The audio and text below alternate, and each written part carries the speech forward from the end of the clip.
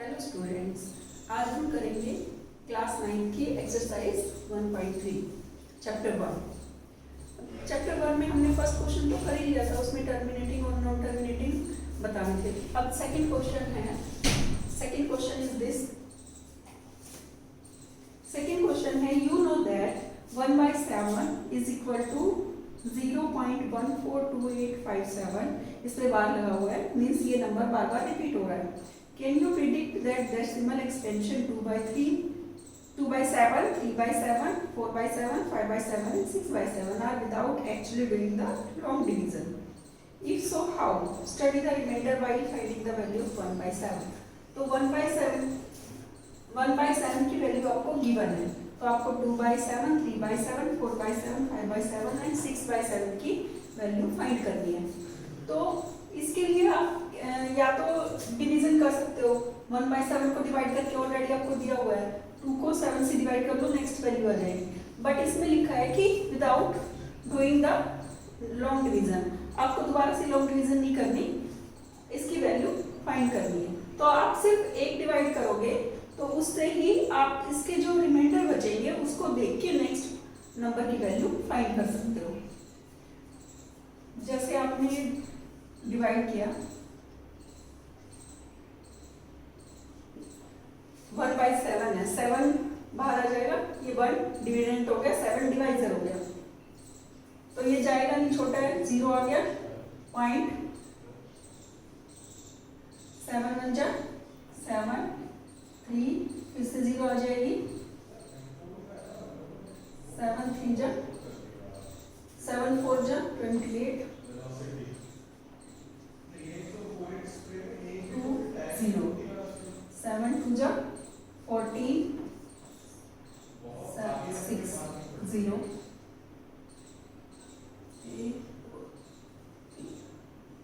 7 8 जा 56, 4 0, 7 5 जा 35, 5 0, 7 7 जा 49, 1 आ गया रिमाइंडर। यहाँ पे हमने 1 से शुरू किया था, यहाँ पे फिर से 1 रिमाइंडर आ गया, मीन्स यही स्टेप दोबारा से फॉलो हो जाएगी। तो 1 4 2 8 5 7, इस पे बार इसलिए लगा है क्योंकि अगर आप इसको आगे डिवाइड करोगे तो यही नंबर फिर से फॉलो होंगे, मतलब यही नंबर दोबारा से रिपीट हो जाएगी, इसीलिए इस पूरे नंबर पे बार लगा है। आगे आपको 2/7 की वैल्यू निकालनी है। 2/7 यहाँ पे 2 कहाँ पे आ रहा है, यहाँ आ रहा है ना, इस स्टेप में, फर्स्ट सेकंड थर्ड स्टेप में आ रहा है, थर्ड स्टेप में आ रहा है, तो यहाँ से थर्ड डिजिट ले लेंगे 2 से, मीन्स 2857 0.285714, फिर से ये नंबर रिपीट हो जाएगा। आपको रिमाइंडर को देख के ही ये नंबर फाइंड आउट करना है, बार बार डिवाइड नहीं करनी। 3/7 है, 3/7 3 कहाँ पे आ रहा है, कौन से स्टेप पे, इस स्टेप में आ रहा है, इस सेकंड वाले स्टेप में, मतलब 4 से स्टार्ट हो जाएगा, 42857 42857 0 आगे लग जाएगा, पॉइंट लग जाएगा, 42857 1। तो नेक्स्ट स्टेप में 4 है, 4 कहाँ पे आ रहा है, 4/7 है, तो 440 यहाँ पे आ रहा है, तो ये फर्स्ट सेकंड थर्ड फोर्थ और ये इस वाले स्टेप में आ रहा है। 7 5 जा 35 पे, तो ये यहाँ से रिपीट हो जाएगा ये नंबर, 571428 0.571428। नेक्स्ट नंबर इज 5/7, 5 के आगे 0 लगाओ तो मतलब 50 बन जाएगा, 50 यहाँ पे आ रहा है, यहाँ पे, तो 50 7 7 जा 49, तो यहाँ से ये नंबर रिपीट हो जाएगा, 71428 0.714285। इन सब नंबर पे बार आएगा क्योंकि ये नंबर फिर से ही रिपीट होने वाले हैं। नेक्स्ट नंबर इज 6/7, 60 यहाँ आ रहा है, 7 8 जा 56 8, मतलब यहाँ से ये नंबर रिपीट होगा, 7 8 जा 56 है ना, 6 के बाद 0 लगाओगे क्योंकि यहाँ पे 6/7 है, 6 के आगे 0 लगाओगे 60 बन जाएगा, तो 60 यहाँ से ये नंबर शुरू होगा, 60 7 8 जा 56 0.857142 0.857142। इस तरह सिर्फ एक डिवीजन करके सारी वैल्यू फाइंड आउट कर सकते हो, क्योंकि इसमें आपको सिर्फ रिमाइंडर चेक करना है कि रिमाइंडर क्या है। इसमें 2 है यहाँ पे, तो यहाँ पे 2 जहाँ पे आ रहा है वहीं से आप लिखना शुरू कर दो। 7 2 14, 2 पे आ रहा है 14, तो इस स्टेप से आप लिखना शुरू कर दोगे नंबर। थर्ड में 3/7 है, तो 3 को इस स्टेप में आ रहा है 7 4 28, तो आप 4 से ये नंबर रिपीट करना शुरू कर दोगे। नेक्स्ट स्टेप में 4/7 है, 40 7 5 35, 5 से आ रहा है, तो ये 5 से ये नंबर रिपीट होना शुरू हो जाएगा। इसी तरह 6/7 में 6 से नंबर रिपीट होना जाएगा। 60 यहाँ आ रहा है, तो 6 7 8 जा 56, तो मतलब 8 से ये नंबर रिपीट हो जाएगा 857। इस तरह ये 1/7 2/7 3/7 4/7 5/7, अगर आपको एक वैल्यू गिवन है तो आप सारे नंबर की वैल्यू फाइंड कर सकते हो। इसका एक मेथड तो ये है, इस तरह आप एक डिवीजन करो और रिमाइंडर को चेक करते जाओ और सारी वैल्यू फाइंड करो। दूसरा मेथड होता है, आप जैसे 1/7 है, एक तो आपने रिमाइंडर से किया, अब मैं दूसरा मेथड बताती हूँ। दूसरे में अगर आपको डिवाइड नहीं करना है तो आप कैसे करोगे। अगर आपको एक भी डिवाइड नहीं करना है तो आप ऐसा करो, जैसे 1/7 की वैल्यू 0.142857 है, 2/7 इसको 2/7 की जो वैल्यू आई है इसको 2 से मल्टीप्लाई कर दो। 1/7 की वैल्यू को 2 से मल्टीप्लाई कर दो।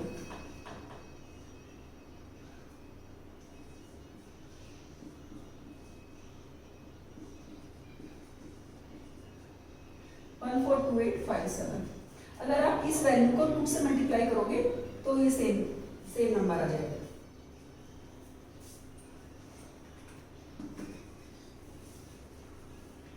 सिर्फ इस नंबर को ही मल्टीप्लाई करो आप। 2 से मल्टीप्लाई करोगे 2 7 जा 40,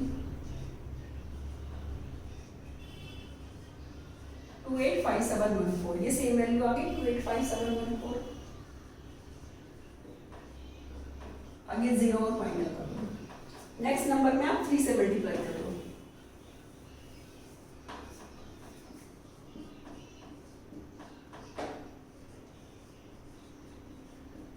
नेक्स्ट नंबर में आप 3 से मल्टीप्लाई कर दो। जैसे आप 3 से मल्टीप्लाई करोगे क्या आ जाएगा, 3 से करोगे 3 7 जा 21, 3 2 जा 6 7 8 3 4 जा 12 3 1 428571 428571।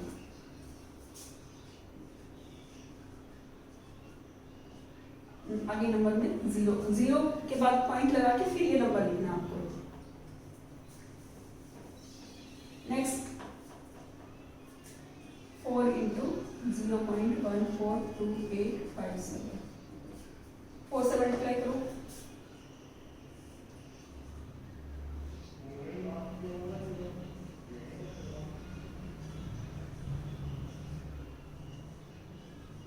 Five 571428 0 and point. Next number पे 5 से मल्टीप्लाई करो।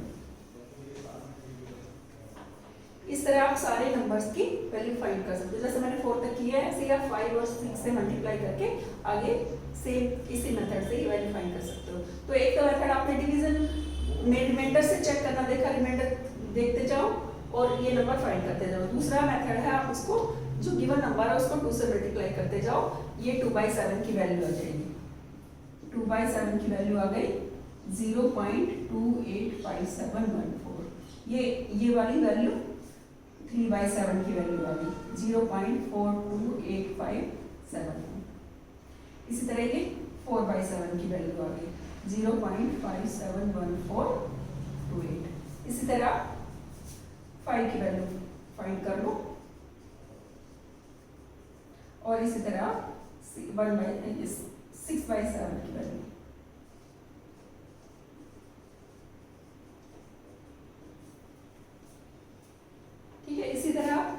नंबर को मल्टीप्लाई करो, ये वैल्यू आ जाएगी। ठीक है, नेक्स्ट क्वेश्चन करते हैं, ये आप खुद से मल्टीप्लाई करोगे।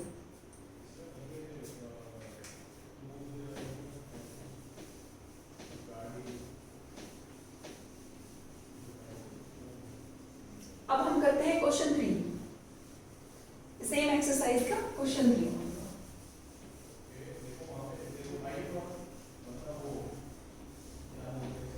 क्वेश्चन 3 क्या है? क्वेश्चन 3 है express the following in the form of P upon Q where P and Q are integer. P upon Q की फॉर्म में आपको रिप्रेजेंट करना है गिवन नंबर्स को, and P and Q are integers, P and Q are integers, and Q is equal to 0, Q is not equal to 0। Number क्या given है? Number given है 0.6, ये आपको नंबर गिवन है, 6 पे बार लग रहा है, तो आपको इसको P अपॉन Q की फॉर्म में रिप्रेजेंट करना है। इसके लिए क्या करोगे, आप इस नंबर को x के इक्वल मान लोगे, let x is equal to 0.6। x के नंबर इस नंबर x के इक्वल इस नंबर को ले लो, let x is equal to 0.6। Now multiply both side by 10।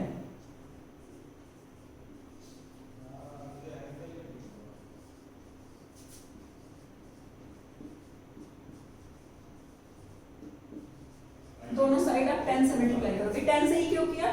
क्योंकि पॉइंट के बाद एक डिजिट है और एक पे बार लगा हुआ है, तो जितने नंबर पे बार होता है तो उतने ही जीरो लगाते हैं, तो 1 के बाद एक जीरो लगाएंगे तो 10 हो जाएगा, इसलिए हमने 10 से मल्टीप्लाई किया। सपोज यहाँ पे 2 डिजिट होती, दोनों पे बार होता तो 100 से करते, 3 होती तो 1000 से, यहाँ पर एक डिजिट है तो 10 से करेंगे।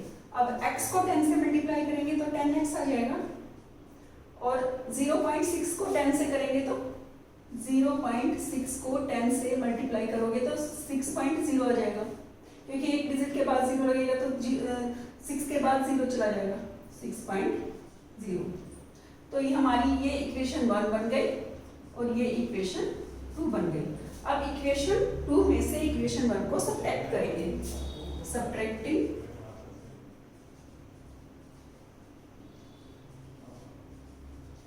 Equation 1 from equation 2।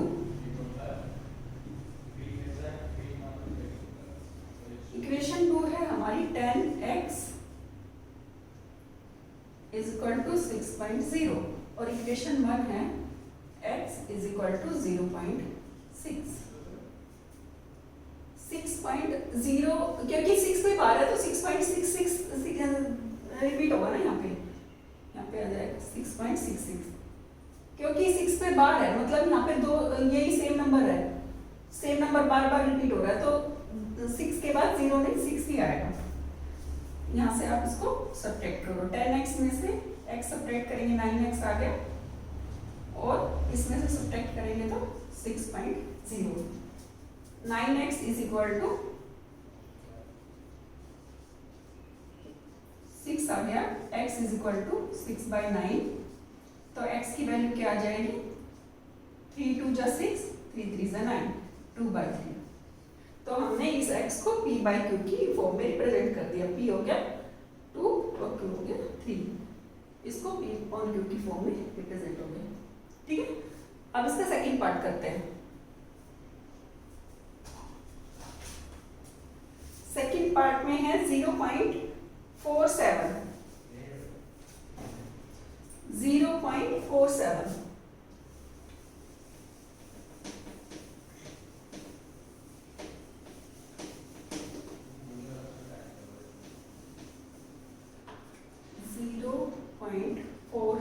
और 7 पे बार है, तो हम let x is equal to 0.47, जो नंबर गिवन है उसको x के इक्वल ले लेंगे। अब इसमें कितने से मल्टीप्लाई करेंगे, क्योंकि पॉइंट के बाद तो दो डिजिट है लेकिन बार एक पे है, बार एक पे या 2 पे है, बार है सिर्फ एक पे है, 7 पे है, 0.47 7 पे बार है। x is equal to 0.4x multiply both sides by 10। 10 से मल्टीप्लाई, क्योंकि सिर्फ एक डिजिट पे बार है, जितना डिजिट पे बार है उतने से ही आप मल्टीप्लाई कर लो। 10 से मल्टीप्लाई करेंगे तो 10x हो जाएगा। 10x इज इक्वल टू 0.47 को 10 से मल्टीप्लाई करोगे 0.47, 7 पे बार है तो मतलब यहाँ पे इस पे 7 आता जाएगा। इसको 10 से मल्टीप्लाई करेंगे तो 47.7 हो जाएगा, क्योंकि 10 से कर रहे हैं ना, तो एक डिजिट के बाद यहाँ पर राइट साइड में एक डिजिट आगे जाएगा, 4.77।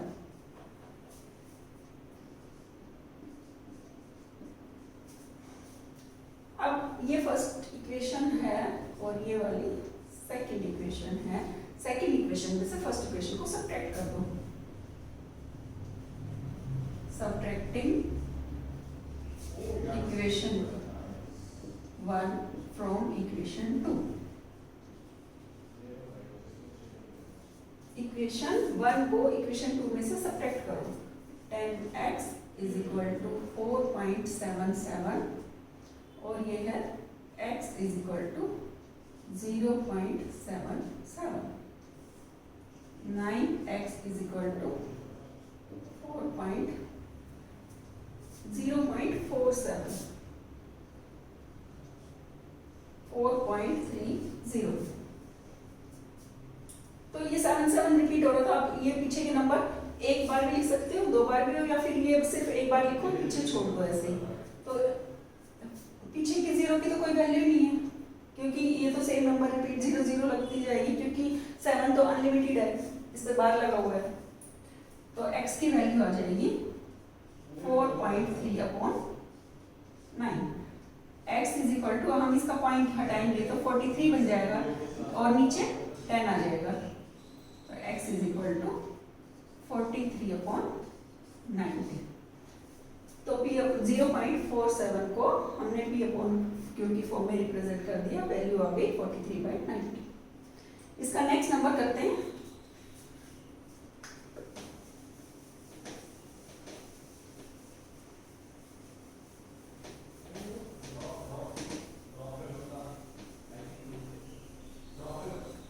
इस क्वेश्चन का नेक्स्ट पार्ट है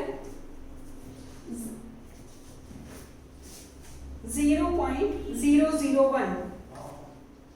0.001 इसमें तीनों के बार है, तो इसमें 3 डिजिट पे बार है तो हम 1000 लेंगे। एक डिजिट पे बार होगा 10, 2 डिजिट पे 100, 3 पे 1000। मतलब जितने बार का ये नंबर बढ़ते जाएंगे उतनी 0 बढ़ती जाएगी। x is equal to 0.001।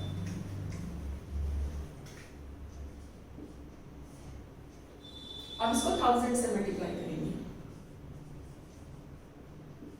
Multiplying both sides by 1000। 1000 से आप मल्टीप्लाई करोगे तो यहाँ पर हो जाएगा 1000x इज इक्वल टू, इसको 1000 से मल्टीप्लाई करेंगे 0.001। 1000 से जब आप मल्टीप्लाई करोगे तो 3 डिजिट पॉइंट इधर आ जाएगा, तो 1.000 आ जाएगा। ये 1 आ गया, क्योंकि पॉइंट के 1 के बाद पॉइंट है 1.00 है, तो पॉइंट के बाद 0 की कोई वैल्यू नहीं है, सो ये 1 ही आ जाएगा। ये इक्वेशन 1 हो गई और ये इक्वेशन 2 हो गई। Subtract equation 1 from equation 2।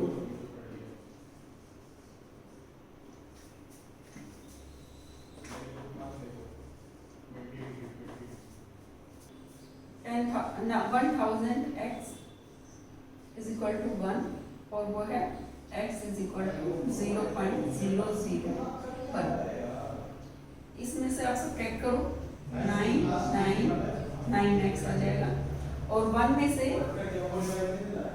1.00 1.001 1.001 क्योंकि सेम नंबर रिपीट होगा। तो अब नीचे दूसरा नंबर है 0.001 0.1 आ जाएगा। तो x इज इक्वल टू 1/999 ये नंबर आ गया। तो अगर आप इस नंबर में से मतलब सेकेंड इक्वेशन में से फर्स्ट इक्वेशन को सब्ट्रैक्ट करोगे तो ये आ जाएगा। ये हमारे P अपॉन Q की फॉर्म में मतलब 0.11 को अगर हम P अपॉन Q की फॉर्म में लिखेंगे तो आ जाएगा 1/999।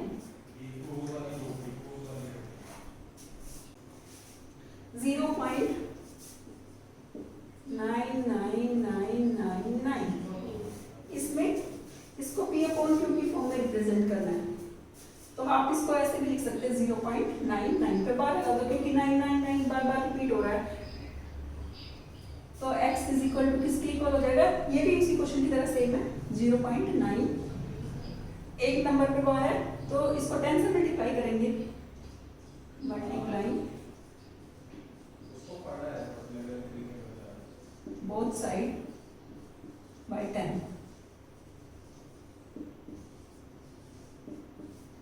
से आप मल्टीप्लाई करोगे तो क्या हो जाएगा 10x इसको भी 10 से करना है और इसको भी 10 से करना है।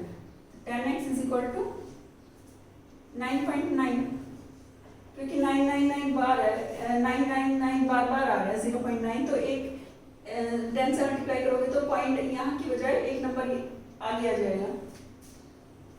ये सेकंड इक्वेशन आ गई और ये आपकी फर्स्ट इक्वेशन आ गई। Subtracting equation 1 from equation 2 equation 1 को इक्वेशन 2 में से सब्ट्रैक्ट करना है। तो इक्वेशन 2 हमारी है 10x इज इक्वल टू 9.9 और इक्वेशन 1 है x इज इक्वल टू 0.9। 10 में से 1 सब्ट्रैक्ट करेंगे 9x आ गया और 0.9 तो 9x इज इक्वल टू 9 आ गया। x की वैल्यू क्या आ जाएगी 9/9 तो 9 1 जा 9 9 1 जा x इज इक्वल टू 1। इस केस में x की वैल्यू 1 आ गई।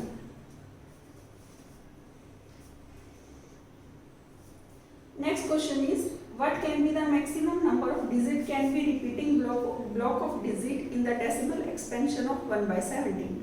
Perform the division to check your answer. इसमें 1 को 17 से डिवाइड करना है और पॉइंट के बाद कितने डिजिट्स आएंगी वो आपको लिखनी है। मतलब कितने डिजिट के बाद ये सेम नंबर रिपीट होगा 1/17। आई होप ये क्वेश्चन तो आपको समझ आ गए होंगे। P/Q की फॉर्म में रिप्रेजेंट करने वाले क्वेश्चंस ऑलमोस्ट बहुत बार आते हैं ये एग्जाम्स में। नाउ परफॉर्म डिवीजन 1 यहाँ 17 यहाँ। आपको बताना है कि जब आप डिवाइड करोगे 1 को 17 से तो कितने डिजिट के बाद सेम नंबर रिपीट होगा। यहाँ पे 0 लगाएंगे ये जाएगा नहीं, यहाँ पे 0 लग जाएगी, एक 0 लगा देंगे, कितने में जाएगा अभी 17 5 से 85 तो ये एक पहले में 0 लगाई नहीं पॉइंट लगा दिया फिर उसके बाद फिर यहाँ 0 लगाएंगे 17 5 से 85 5 9 में से ब्रैकेट के बाद एक 0 और लगा देंगे 150 17 8 जा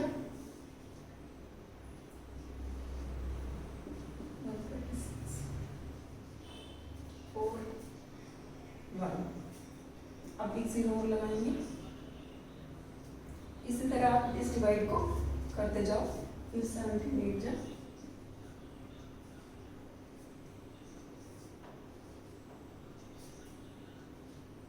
फिर से एक 0 आ जाएगी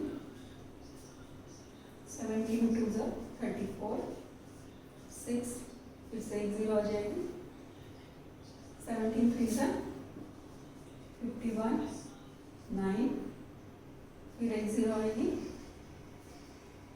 17 5 से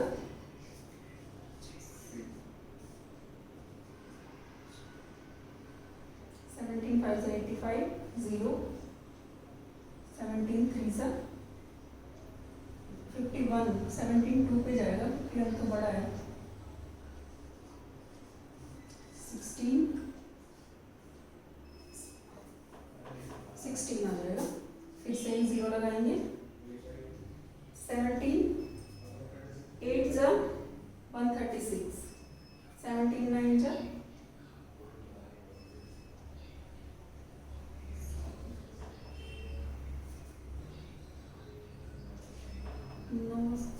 17 9 जा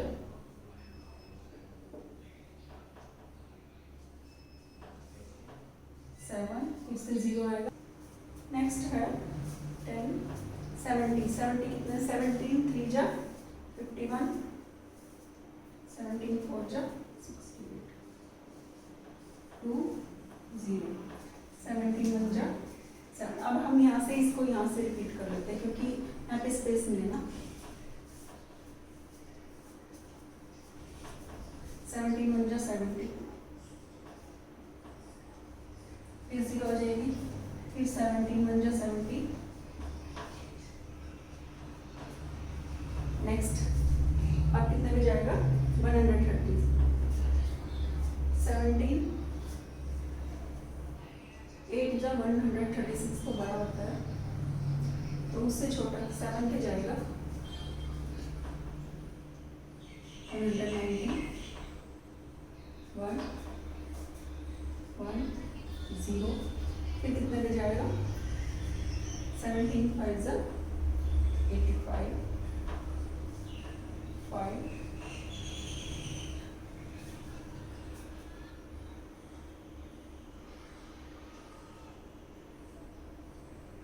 17 5 तो ये बड़ा, ये छोटा नंबर है,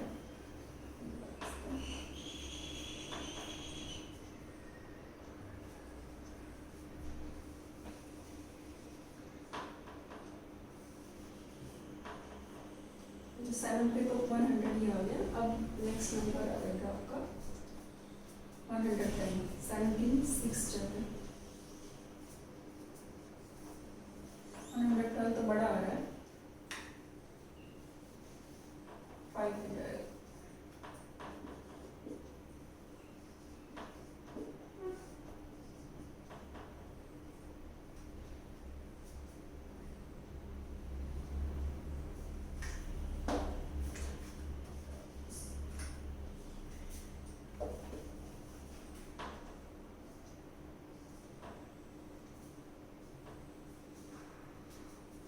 सिक्स 7 जा 42, 102,